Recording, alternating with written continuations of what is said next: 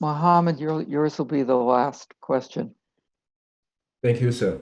I felt after the practical, after also the processing, that I was pretty exhausted. That didn't happen with the flash technique. So the MDR, uh, in comparison with the flash technique, it's pretty exhausting. I don't know why. So, any comments on that? It makes sense that you would be more tired after a deep EMDR session. Um, but people reported from Flash also that they felt tired after the results that they got. So, what happens in the nervous system so that it becomes tired like that? I just think it's like someone takes your head and they shake it up a little bit, and things move around, and it's tiring. I mean, the change is profound. Yeah. People's brains literally get restructured. Information gets moved from one section to another. Basically, I mean, for an actual trauma, trauma is stored in a different way than normal memories, and uh, I like to say it's stored in raw form because if people have a flashback,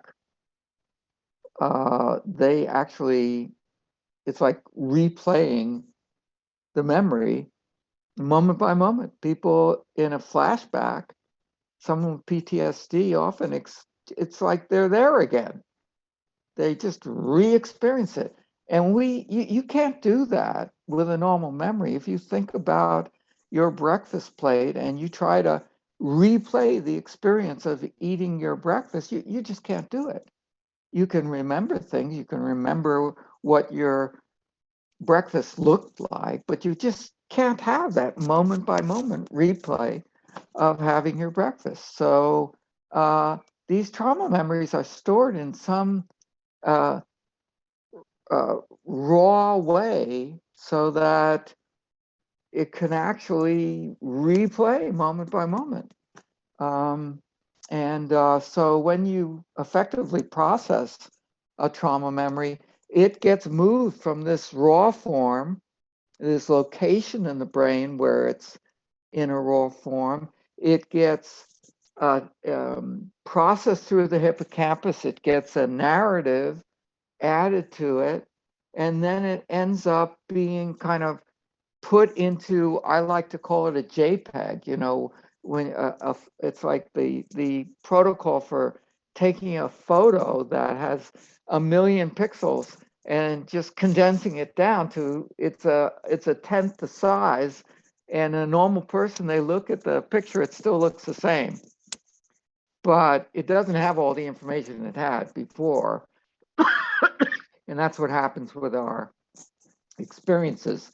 They get they get crunched down, a lot of information gets discarded, and then they get stored in long-term memory.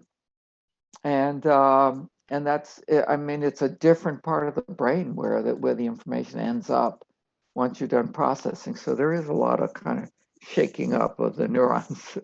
And that's the way I think of that tiredness. Interesting information. Thank you, sir. Yeah, you're welcome.